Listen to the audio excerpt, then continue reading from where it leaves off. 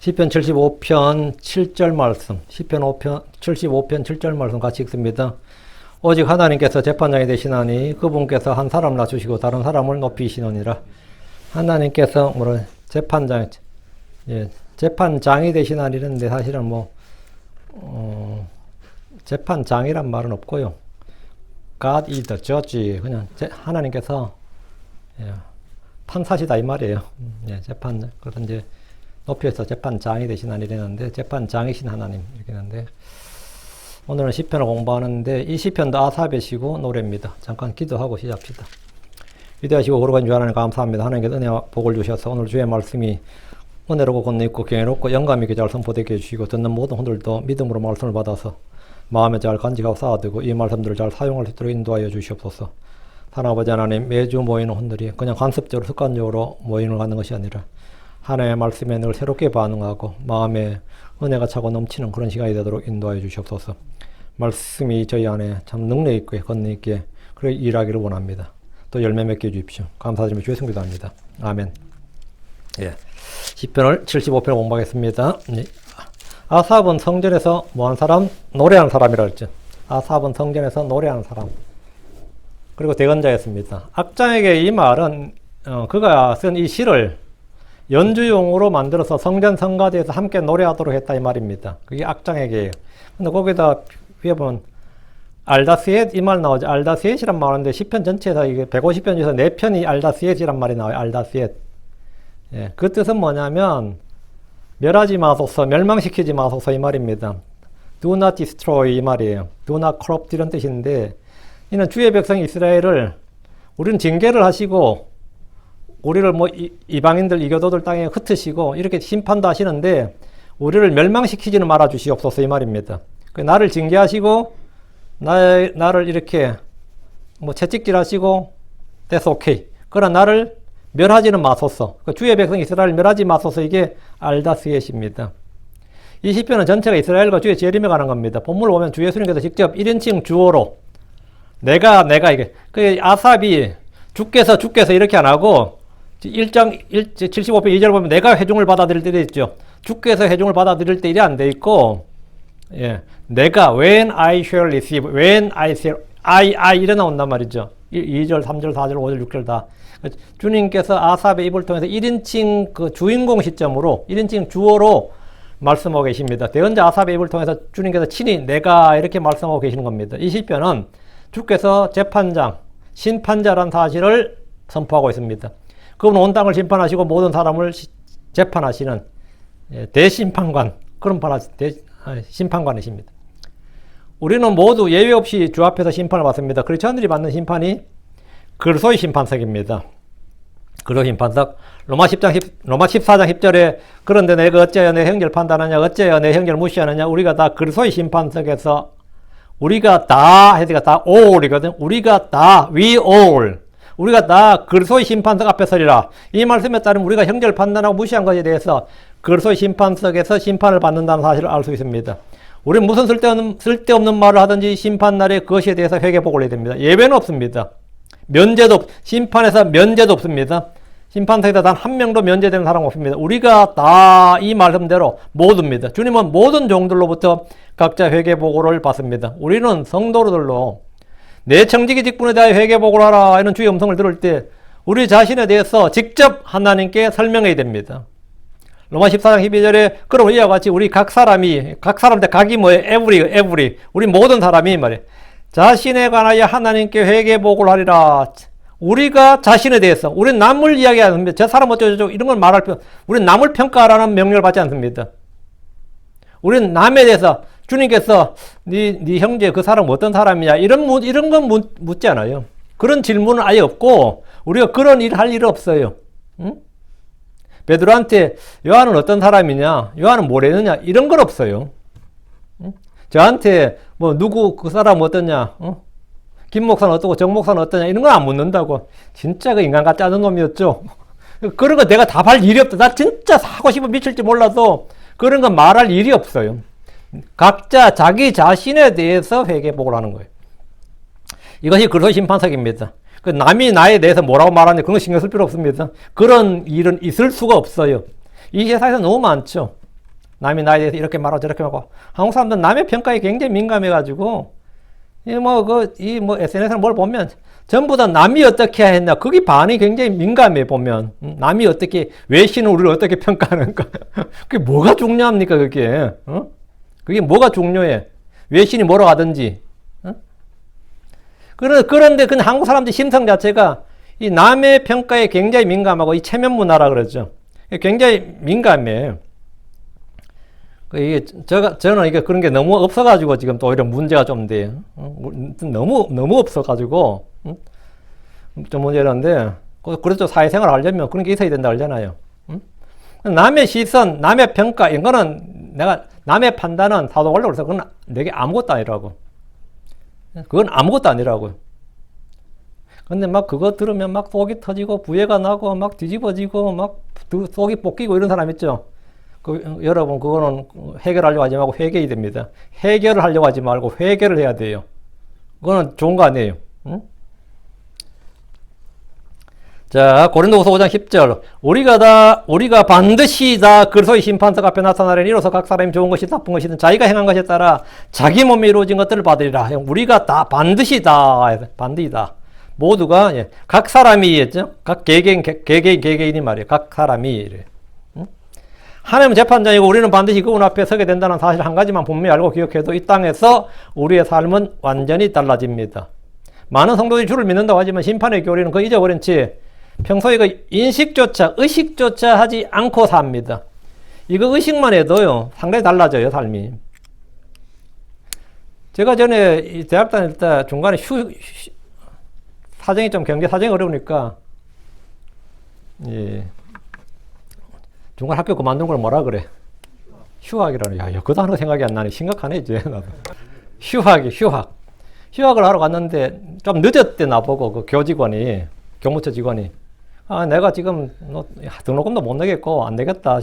좀 늦었지만 그냥 휴학 처리해 달라니까, 뒤에 그 과장이, 나이가 좀 늦은 과장이, 그냥 해줘. 그러더라고요.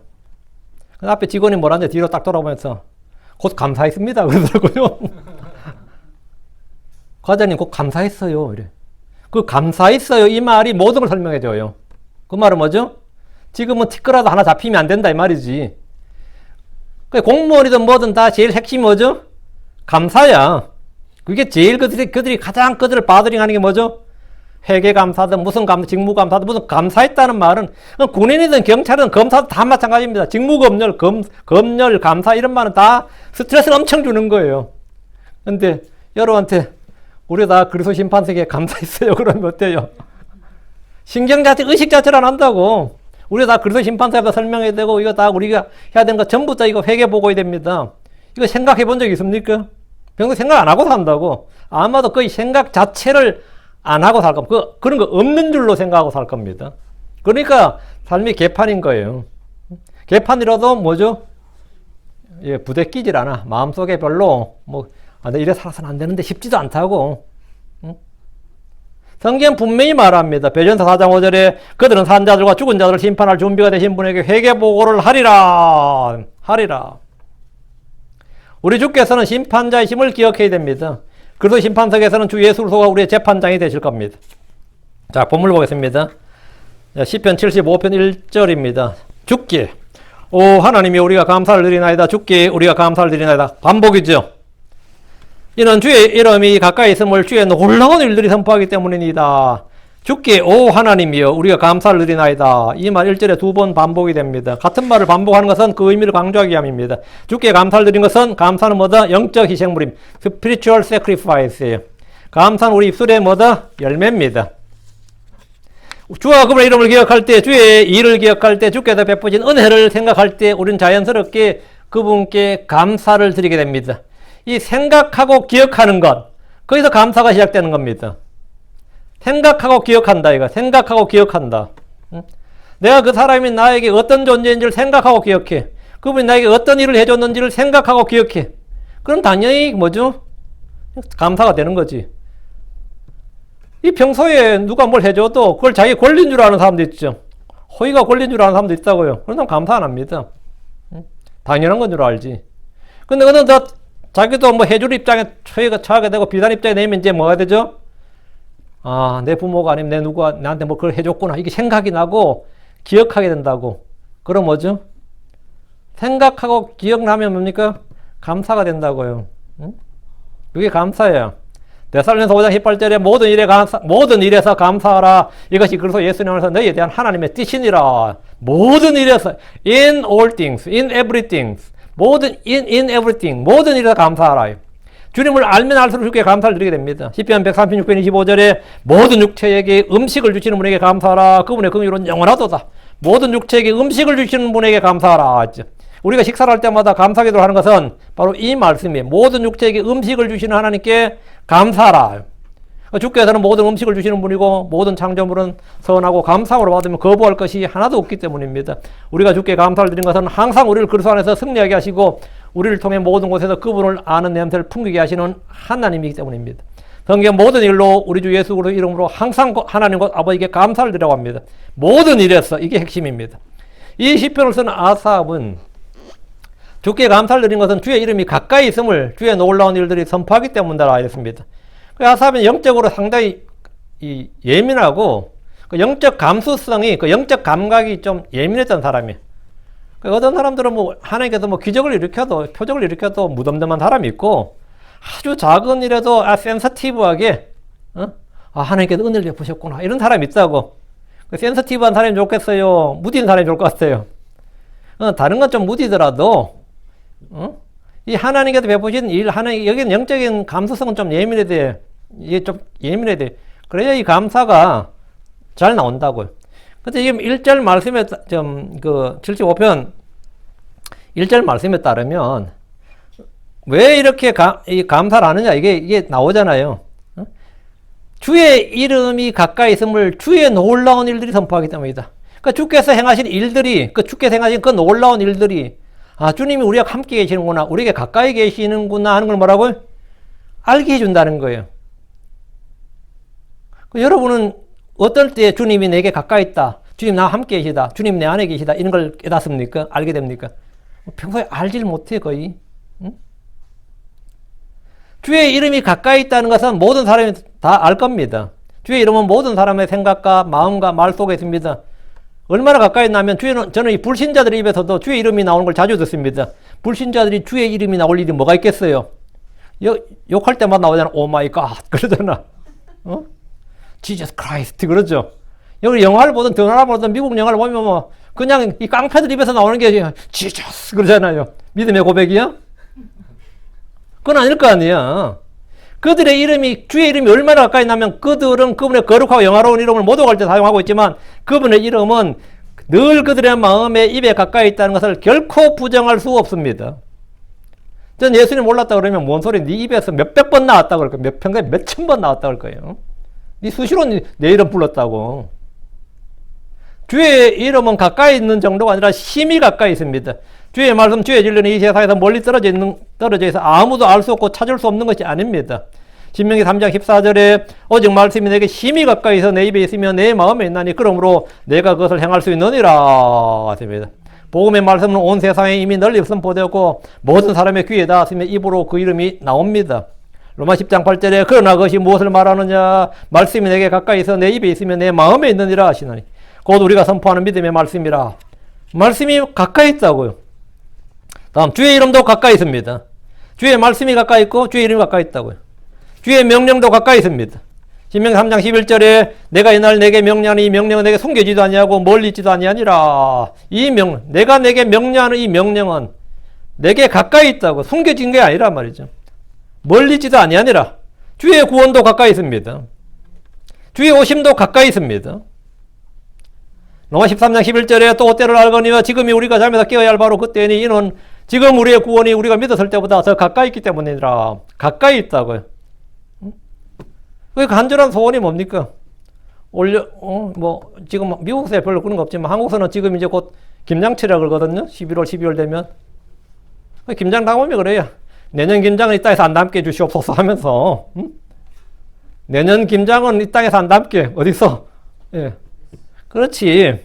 요즘 안 담지. 다 사먹지. 김치 명인들이 얼마나 많은데, 그죠? 한국도 김치 짱이 남는데 김치 공장이 얼마나 많은데, 안 나먹겠지만, 내년에는 내가 이 김치 안 담는다. 우리는 내년에는 진짜 새해 복 많이 받으세요 안 하고 하늘에서 만날 수 있기를 간절히 바라는 거지.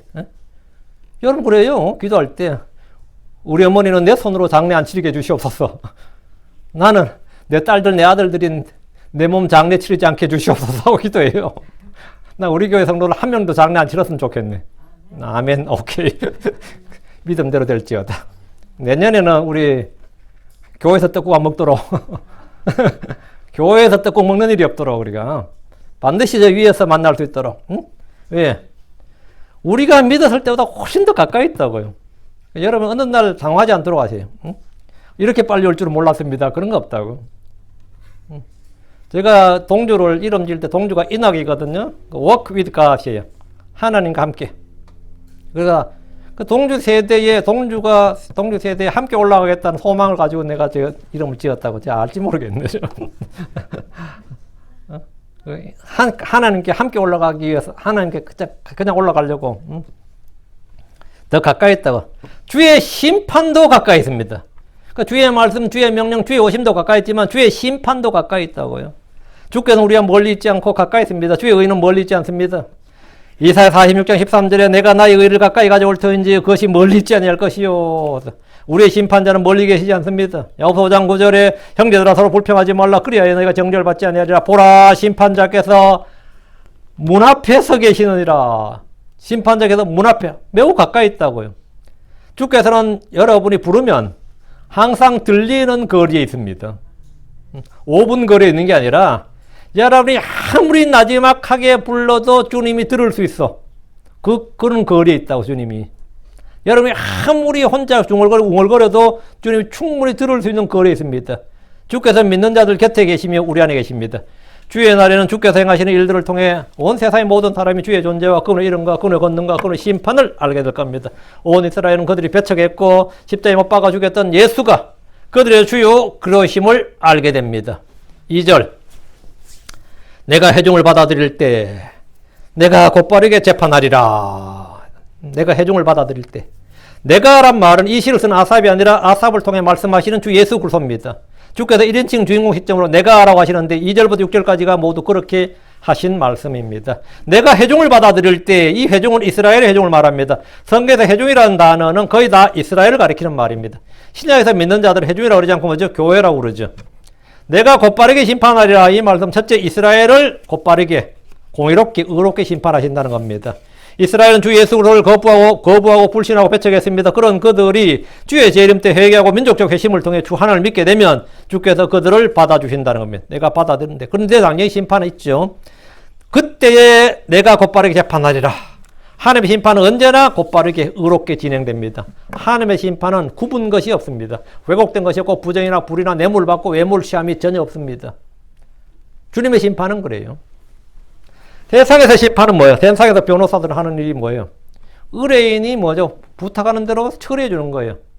그 세상에서 변호사들에게 죄는 말이죠. 변호사들에게 유죄, 무죄란 개념은 법을 어겼느냐 안 어겼느냐 그 개념이 아닙니다. 유능한 변호사란 뜻은 뭐냐? 나의 죄를 법정에서 입증하지 못하게 하면 그게 유능한 변호사예요. 죄가 있고 없건 상관없고 나의 죄를 입증하지 못하게 하면 그 무죄거든요. 나의 죄를 입증하지 못하게 할 수 있는 변호사는 그게 유능한 변호사예요. 사람을 죽여도 말이죠. 미국 그 말이 있어요.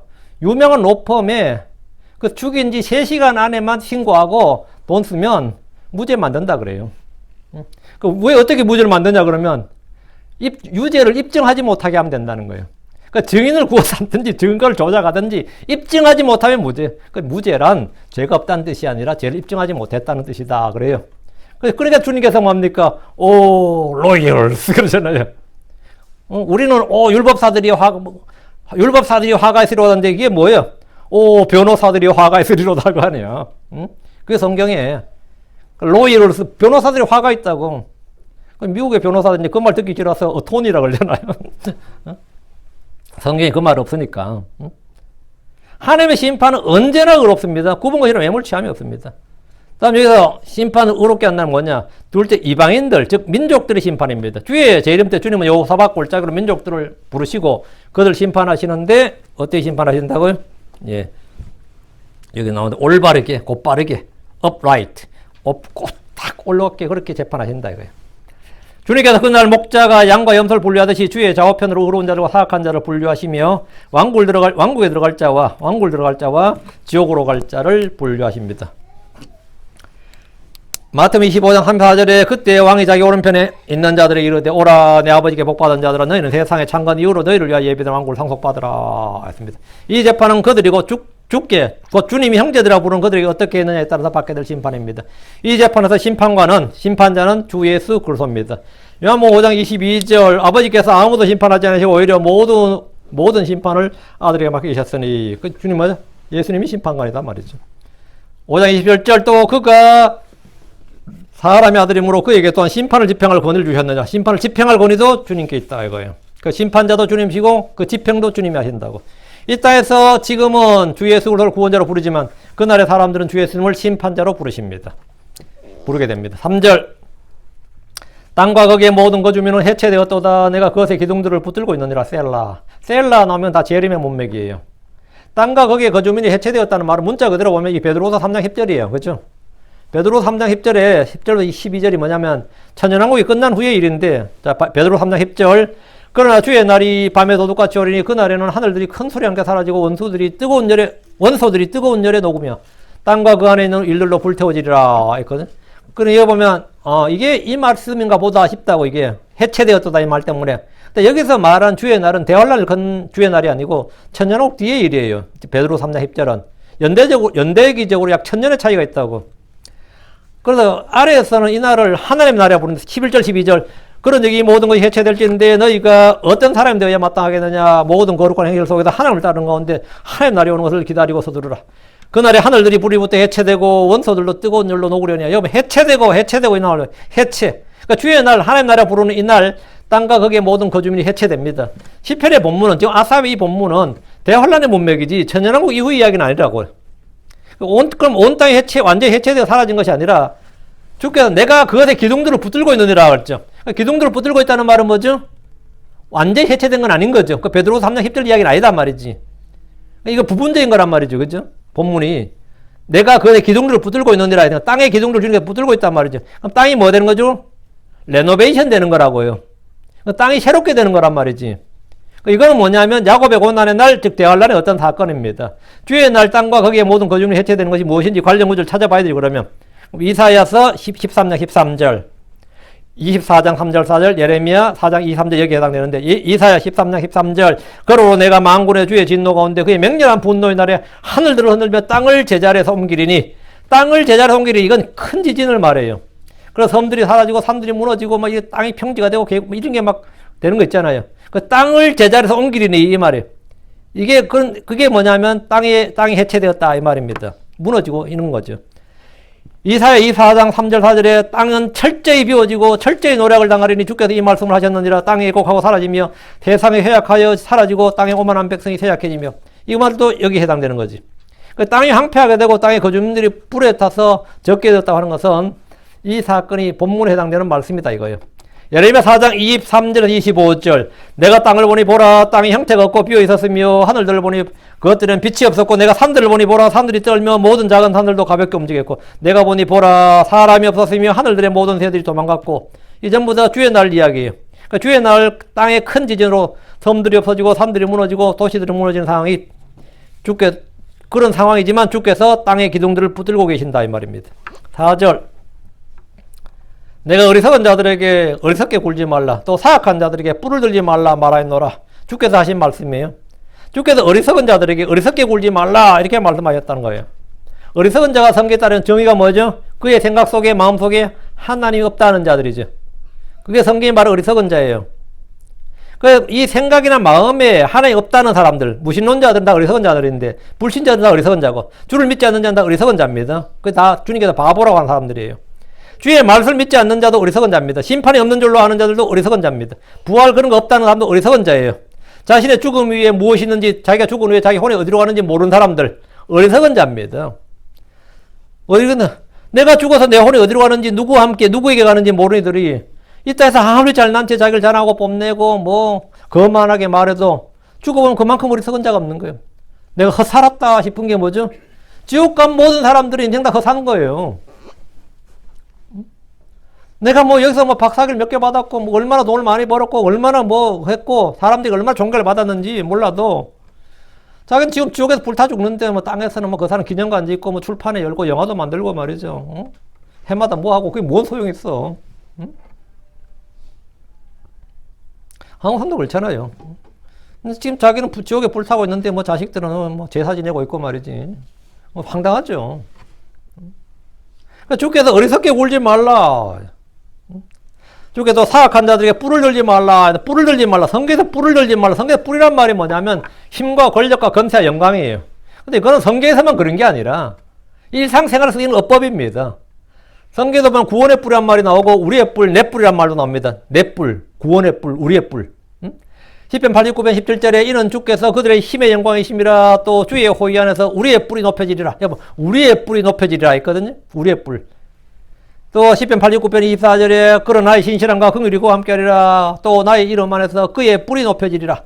시편 92편 10절 주께서 내 뿔을 유니콘의 뿔같이 높이시리니 내 뿔을 시편 112편 9절 그가 재물을 흩어 그가 가난한 자들이 죽었으니 그의 의가 영원히 지속되며 그의 뿔이 존귀하게 높여지리라. 여보, 그의 뿔, 내 뿔, 그의 뿔. 사람의 그 뿔이란 말을 쓴단 말이에요. 이때 그 뿔이 뭐라고? 힘이나 권력이나 명예나 영광, 권세, 존귀 뭐 이런 거예요. 내 뿔, 그의 뿔과 같이 개인 성도 개개인에게도 뿔이란 말이 사용되는데 존귀하게 되고 영광을 받는 것을 말합니다. 신라 시대에 왕알의 최고의 벼슬 이름이 각간이었어요. 각간. 각이 뭐죠? 뿔각자입니다. 뿔을 가진 사람이란 뜻이에요. 각간. 그러다가 이제 각간이라 그러면 각간 뭐 누구 하다가 그 사람이 그보다 좀 더 명예를 좀 더 높여주고 싶어서 앞에 큰 대자를 써서 대각간이라는 게 생긴 거예요, 지금. 그래서 김유신 같은 사람이 나오니까 이건 진짜 뭐 엄청 삼국통일의 초석을 닦은 사람이지. 그래서 왕도 이 김유신한테는 대각간이라 부르기는 많은 각간들 중에 한 명을 부르기는 그래서 태대각간이라 그랬어요. 그 신라시대 태대각간이 둘 있어. 응? 문무대왕의 동생, 왕의 동생이 태대각간. 그 사람도 뭐 통일을 이루는데 일가 한 사람이고 김유신하고 두 사람이 태대각간이란데 크고 큰 뿔이란 뜻이에요. 크고 큰 뿔. 그 세상에서 쓰는 표현이라고요. 짐승들의 머리에 있는 뿔은 공격과 수비를 겸하는 것으로 그의 힘을 나타냅니다. 근데 참 여러분이 놀랍지. 아프리카에 여러분이 뭐 애니멀 뭐 그런 비디오를 보면 사자나 호랑이나 표범 같이 맹수들은 뭐가 없어요? 뿔이 없어요. 잘 싸우는 데는 뿔이 없다고. 근데 사슴이나 이런 양이나 염소나 이런 것들 어떻죠? 소나 이 초식 동물은 뿔이 있다고. 덩치는 근데 뿔이 그나마 그 뿔이라도 있으니까 살라 이건데 동물이 순하잖아. 초식 동물이 순한데 뿔이 있어요. 뿔이라고 하면 제일 이제 우리 눈에 확 띄는 게 콧불소죠. 응? 이제 그 콧불소의 뿔이 가장 강한 인상을 풍기는데 사람들의 머리에는 뿔이 없기 때문에 아니, 뿔이란 표현이 힘과 권력을 나타낸다면 뿔을 만들어야 될 거 아니에요. 그렇다고 내가 뿔을 좀 만들어 쓸 건 없잖아요. 그럼 뭐 하는 거죠? 왕관을 쓰는 거예요. 왕관을 어떻게? 뿔 모양으로 만드는 거예요. 왕관을. 그 왕관을 뿔 모양으로 만들어서 여러 개 만들 수도 있고 신라 왕관 요래 보시면 뒤에 이렇게 돼 있죠. 뿔 모양으로 이렇게 한 거예요. 디자인을 다 그렇게 해요. 웬만한 나라의 그 왕관의 디자인은 기본적으로 멋있는 뿔 모양을 만드는 겁니다. 멋있는 뿔 모양을. 그다음에 이 권력자들의 머리에 뿔 모양의 관을 만들어 쓰는 겁니다. 5절입니다. 너희 뿔을 높이 들지 말라. 뻣뻣한 목으로 말하지 말라. 뿔을 들지 말라. 너희 뿔을 높이 들지 말라는 것은 자기를 높이지 말라. 자기의 힘이나 영광이나 권력이나 권세 이런 거 자랑하지 말라는 거예요. 뿔 달린 짐승들은 자기의 머리를 높이 들고 힘을 과시하며 자랑합니다. 초식 동물들이 뿔을 높이는 것은 자신을 크게 보이고 싶어하는 본능 때문입니다. 그래야 이제 공격을 덜 받으니까. 사람들도 모두 이런 인정 욕구와 자기를 과시하고 싶고 높이고 자랑하고 싶어하는 육신의 본능이 있습니다.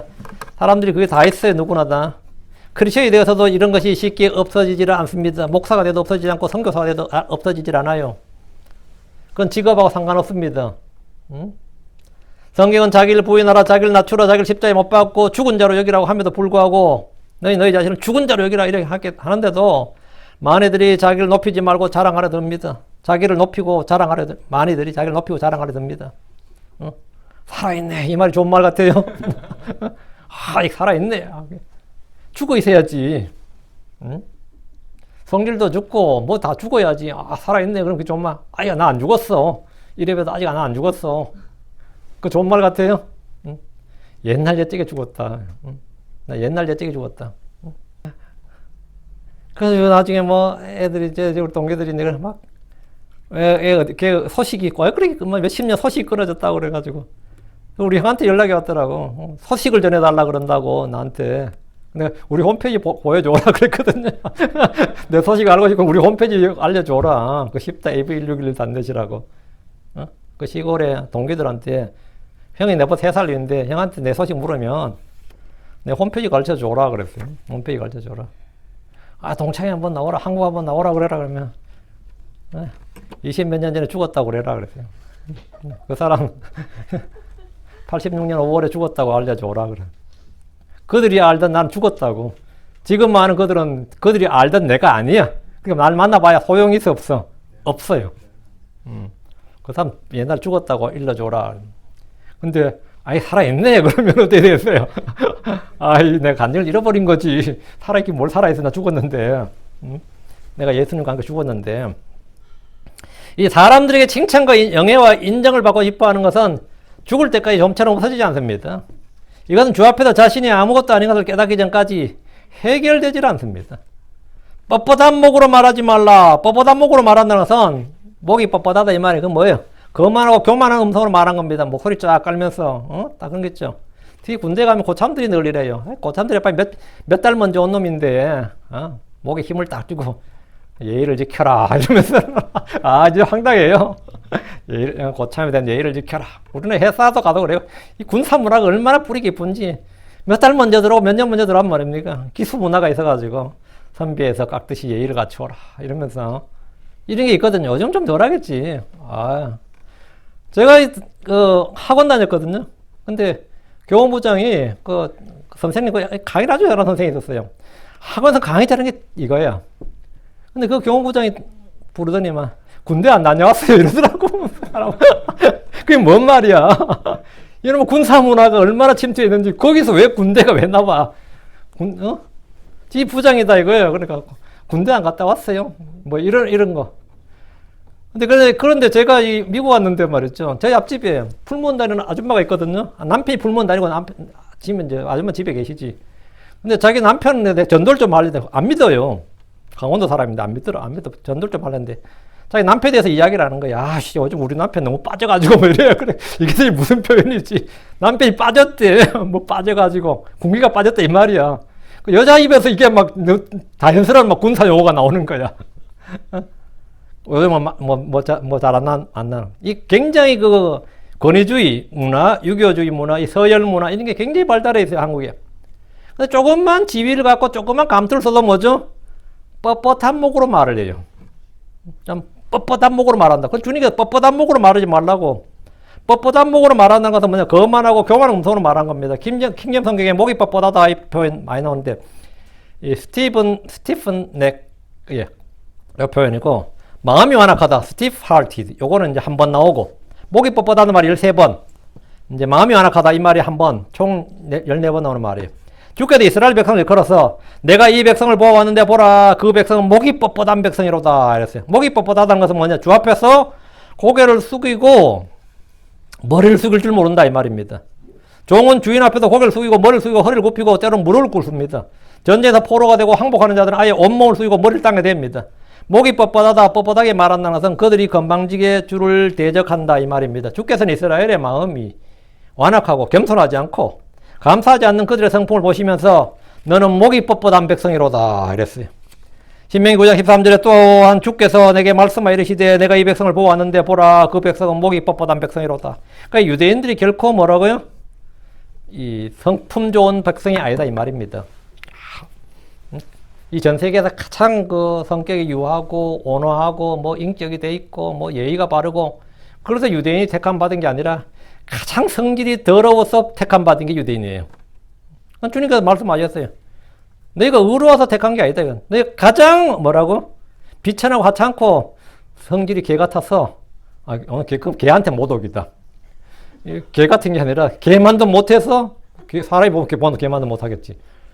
가장 그래서 뽑힌 게 유대인, 그래서 택함 받은 게 유대인이에요. 주님께서 항상 하신 말에 그 백성은 목이 뻣뻣한 백성이로다. 스데반도 복을 전하면서 유대인들에게 사도행전 7장 51절에 목이 뻣뻣하고 마음과 귀에 할례 받지 않는 자들아 너희가 항상 성령님 물거 역하되 너희 조상들이 행한 같이 너희도 그렇게 행하는도다. 이건 뭐 조상 때부터 뭐 대대로 전통이다 이거예요. 응? 몇 천 년이 지나도 이건 변함이 없다 이거죠. 여러분 믿어 사람도 그래요. 사람 안 변한다 그러잖아요. 응? 변할 때 뭐다? 죽을 때 됐나 싶다고. 여러분 나이 들면 사람 변한 것 같죠? 안 변합니다. 그 변한 것처럼 보인 건 뭡니까? 호르몬의 변화예요. 그 사람 성질 변한 거 아니에요. 응? 잘 안 변합니다.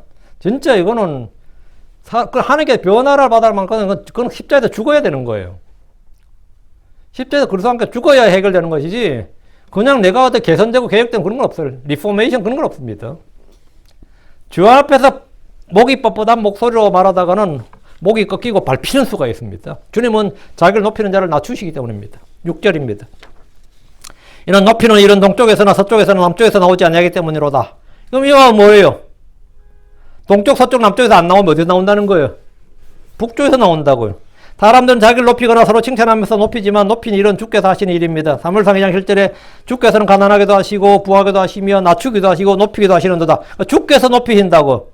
근데 주께서 높이시는데 이 높이는 일은 동쪽, 서쪽, 남쪽에서 안 나온다고요. 응? 그러니까 스스로 자기를 낮추는 자는 주께서 그분의 때에 그를 높이십니다. 그런데 시편의 본문에서 높이는 일이 동쪽이나 서쪽이나 남쪽에서 나오지 않는다고 했어요. 이는 주께서 동서남북 중 북쪽에 계시기 때문입니다. 시편 48편 2절에 위치가 아름답고 온 땅의 이쁨인 시온산이여 북쪽 편에 있는 크신 왕의 도시로다. 그러니까 주님은 어디 있다고요? 북쪽 편에 있는 크신 왕. 북쪽에 있다고. 새 예루살렘은 북쪽에 있습니다. 시온산은 북쪽에 있습니다. 주가 계신 곳이 북쪽이란 것은 이사야 14장 13, 14절 잘 나옵니다. 내가 내 마음속으로 이르기를 내가 하늘 올라가 내가 하나님의 별들 위로 내 왕좌를 높이리라. 또 내가 북쪽의 연면들에 있는 회중의 산 위에 앉으리라. 내가 구름들이 있는 높은 곳 위로 올라가 내가 지극히 높으신 이와 같이 되리라. 여러분 내가 북쪽의 연면들에 있는 회중의 산 이랬거든요. 북쪽 편에 회중의 산이 있단 말이에요. 북쪽 편에 있는 회중의 산이란 말을 통해서 하늘의 시온산과 주께서 계신 곳을 정확하게 알 수 있습니다. 사탄이 그곳에 앉으려는 것은 주와 같이 되려는 것이었습니다. 이건 찬탈자죠. 지구에서 셋째 하늘에 주가 계신 곳이 어디냐 그러면 일단 북극성을 찾아요. 북극성을 찾아서 거기서 일직선으로 가는 겁니다. 북쪽 하늘 향해서 계속 가는 거예요. 그래서 올라가면 깊은 바다가 나오고 깊은 바다가 갈라지면 셋째 하늘이 나오는 겁니다. 거기가 우리가 갈 곳입니다. 그 셋째 하늘에 바닷물이 쫙 갈라져서 우리가 그걸 통과해서 가는 게 뭐냐 홍해 바다가 갈라진 것과 같은 겁니다. 홍해 바다를 주님께서 괜히 가르신 게 아니에요. 우리도 그와 같이 이 땅에서 출애굽기가 아니라 출지국이야. 우리 지구를 찢어 나와서 뭡니까? 그 셋째 하늘로 가는 겁니다. 그래서 갈 때 뭡니까? 둘째 하늘에 바다를 갈라서 깊음의 물들을 갈라서 통과해서 올라간다고요. 이게 리터럴 플레이스입니다. 심볼릭이 아니고 비유도 아니고 알레고리가 아니고 리터럴 헤븐은 리터럴 플레이스예요. 우리가 어디로 간다? 북극으로. 그래도 이 땅에 북극으로 갈 필요 없고 하늘의 북극성에 가면 됩니다. 여러분 휴가 될 때 뭐 남십자성을 해 간다 그러면 끝난 거예요. 그건 끝난 거예요. 내가 올라갈 때 북극성으로 올라가야지 남십자성으로 간다 뭐 이러면 뭐 게임 끝난 겁니다. 무조건 북극성으로. 최소한 북두칠 성류 하나 가야지. 북극성으로 하나 가요. 그 위에 셋째 하늘이 있어요. 난 지구 평면론자, 지구 요즘 플랫을 산 사람들이 제일 한심한 게 진짜 한심하거든요. 그 사람들 보면. 근데 이 킹잼 성경 믿는 자들 중 은근히 많아요. 이 테슬라 그 회장 일론 머스크가 면접을 보는데 그러세요. 내가 여기 서 있는데 남쪽으로 10마일 내려가고 다시 동쪽으로 10마일 가고 다시 북쪽으로 10마일 왔다. 내가 있는 곳은 어디 있는가? 이랬다 질문했어요. 한번 생각해봐요. 근데 내가 남쪽으로 10마일, 동쪽으로 10마일, 다시 북쪽으로 10마일 하는데 와보니까 같은 장소더라. 내가 있는 곳은 어디인가? 그 북극이에요. 그렇죠? 북극은 남쪽으로 10마일 가서 다시 동쪽으로 10마일 가서 다시 북쪽으로 오면 뭐 되는 거죠? 이게 아니고 이거라고. 북극은 왜? 당연한 거지. 북극은 어디서 가도 북극이잖아요. 그러니까 이렇게 되는 거지. 아직 이해 안 되는 사람. 이거 이해 안 되면 안 되는데. 당연한 소리죠. 예. 지구가 둥글기 때문에 가능한 겁니다. 만약에 지구가 평면이면 북극은 지구 중앙에 있어야 돼요. 그래 되려면 지구 중앙에 있어야 된다고. 이게 말해도 이게 안 통해가지고 진짜 내가 한번 그랬어요. 지구가 평면이면 바다에서 삼각함수가 돼야 된다고 그랬어요. 삼각함수 피타고라스 정리가 된다고. A제곱 플러스 B제곱 C제곱. 그럼 바다에서 태평양에서 여기서 몇 마일 재고 여기서 몇 마일 재가지고 대각선은 우리가 계산으로 그냥 딱 나와서 맞아야 된다고. 둥글면 이 피타고라스 정리 안 돼요. 평면이면 돼야 되고. 그렇죠? 근데 지구 어디도 그게 안 됩니다. 그 말은 뭐죠? 평면 지구 아니라고. 근데 내가 못 그렇다고 그거 못 알아듣는다고 내가 그 사람 정지하는 거 아닙니다. 돌대가리 그러지 않고 그냥 약간 떨어지네 이런 생각을 하는데 일단 내가 그 사람들 바보라고 생각하진 않아요. 절대 그거 아닙니다. 이거 설교 듣고 실족하지 않도록. 하여튼 그런 분이 이렇게 킹잼 성경 진짜 꽤 많다는 사실을 제가 많이 들어요. 어느 교회도 누구 있고 어느 교회도 그거 한데 아니다 이거죠.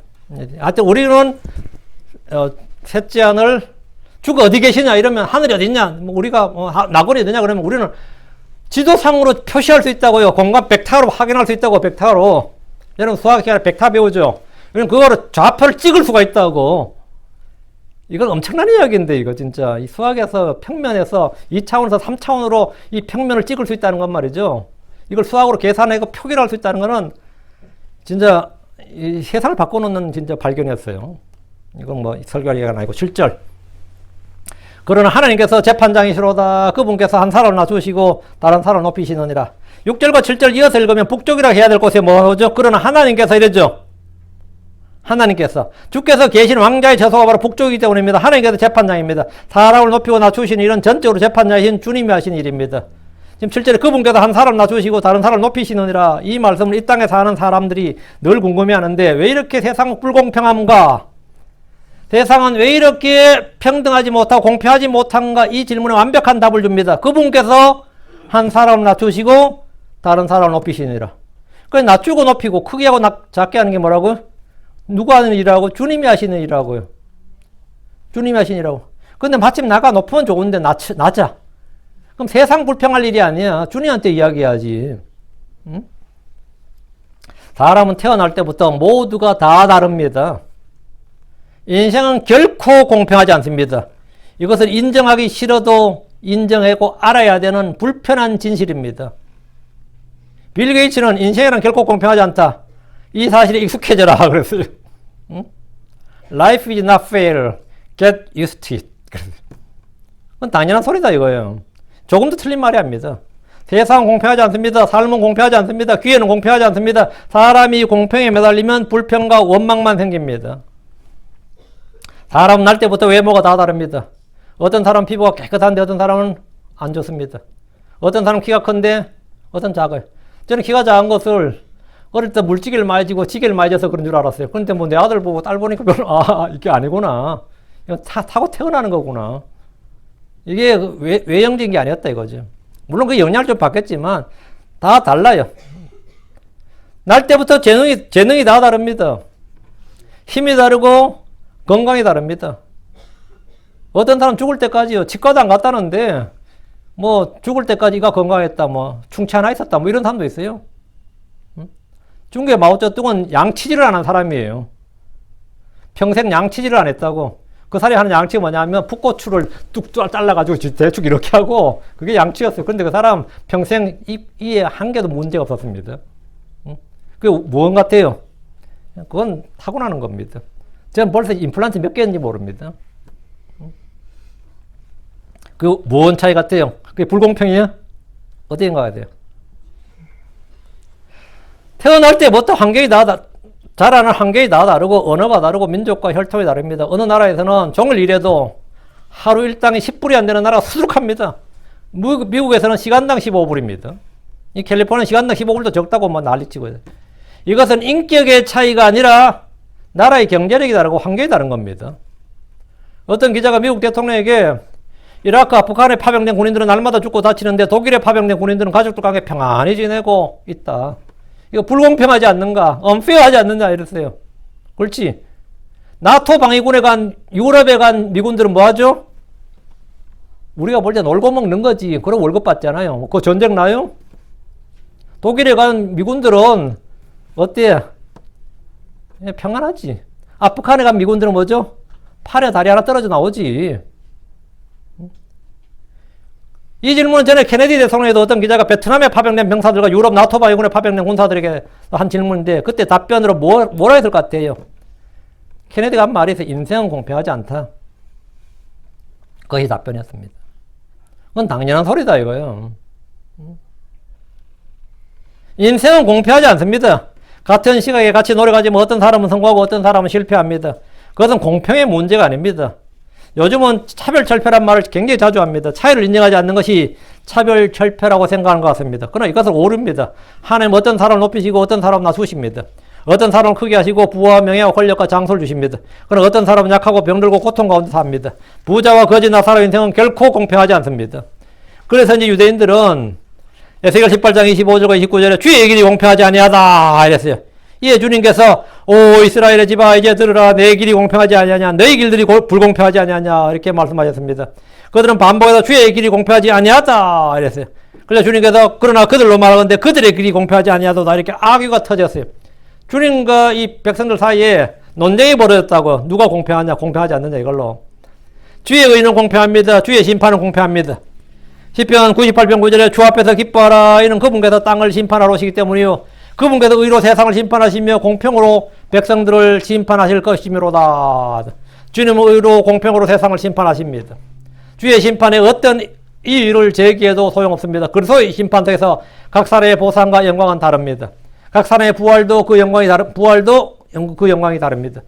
그러나 이것은 차별이 아니라 차이입니다.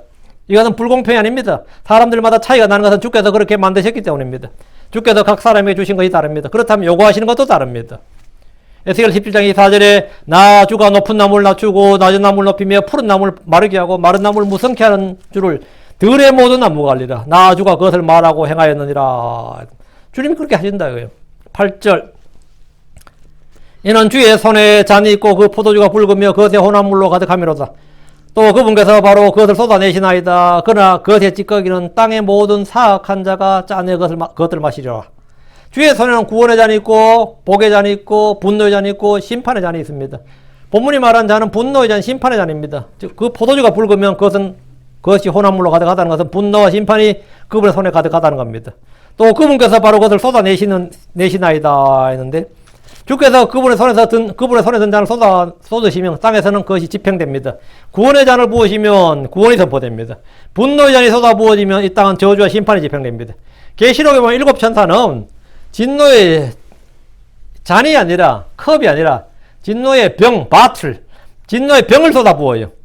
계시록 16장 1절에 또 내가 들이 그 성전에서 큰 소리 나서 7 천사가 이르되 너희는 길로 가서 하나님의 진노의 병들을 쏟아 부으라. 땅에 쏟아 부으라. 병에 든 것을 잔에 부어서 마시게 하는 것이 아니라 아예 병째로 쏟아 붓는다 이 말이에요. 술꾼들이 보면 병째로 먹는 것을 뭐라 그러죠? 병째로 막 마시는 걸 나발 분다 그러죠. 대환란 때 이 땅의 사람들은 주의 진노의 잔을 마실 때 잔으로 마시는 게 아니라 병째로 마시게 된다는 겁니다. 땅의 사람들은 그것의 찌꺼기까지 모두 짜내어 마시게 되는데 한 방울도 남기거나 버리지 않고 바닥까지 다 마시게 됩니다. 주의 진노와 심판이 철저히 집행된다 이 말입니다. 사악한 자들은 주의 진노와 심판을 피하거나 막을 수가 없고 고스란히 모두 다 감당해야 된다. 한 방울도 남김없이 다 주의 진노 그걸 다 받아야 된다고요.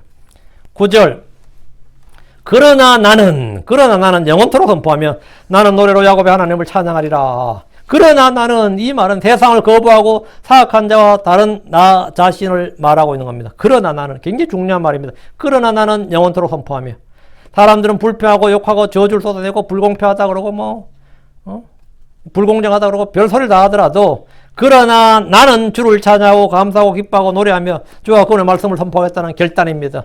주와 그분의 이름을 선포하십시오. 주와 그분의 일, 그분의 말씀, 그분의 구원을 선포하십시오. 주와 그분의 오심, 그분의 심판을 선포하십시오. 그러나 나는 선포하리라. 이것이 성도들이 주 앞에서 해야 될 의지적 결단입니다. 나는 노래로 야곱의 하나님을 찬양하리라. 네. 아삽은 주 앞에서 두 가지를 결단했습니다. 주를 선포하고 찬양하는 겁니다. 찬양은 곧 빠른 자들이 마땅히 행할 일입니다. 찬양은 영적 희생물입니다. 찬양은 하나님 곧 그분의 이름에 감사를 드리는 우리 입술의 열매입니다. 입술에서 나오는 감사의 기도와 찬양은 입술의 송아지입니다. 항상 기뻐하고 모두 일에 감사하듯 쉬지 말고 기도하듯 찬양해도 이런 원칙이 있는데 어떻게 하느냐 이거예요. 시편 146편 1절 2절에 너희는 주를 찬양하라 주를 찬양하라 오 네오나 내가 사는 동안에 내가 주를 찬양하리니 내가 존재하는 동안에 나는 노래로 내 하나님을 찬양하리라. 내가 사는 동안 내가 존재하는 동안 나는 노래로 내 하나님을 찬양하리라. 내가 사는 동안 내가 존재하는 동안 내가 해야 될 일이 뭐다고? 주를 찬양하는 것이다. 10절입니다. 사악한 자들의 모든 뿔들도 내가 꺾으리라. 그러나 의로운 자들의 뿔들은 높아지리라. 사악한 자들의 힘과 권세는 지금 매우 강력합니다. 이 세상에서 뭐 사악한 자들의 힘이 굉장히 강력하죠. 대환란 때는 아주 절정을 이룹니다. 그러나 주께서 오시면 그들의 모든 권세는 꺾입니다. 이는 짐승들의 머리에 있는 뿔이 꺾어지는 것 같이 완전히 힘을 잃어버린다는 말입니다. 계시록 17장 12절을 보면 뿔들의 정체가 나오는데 뿔들 할 때 뿔이 누구냐가 나와요.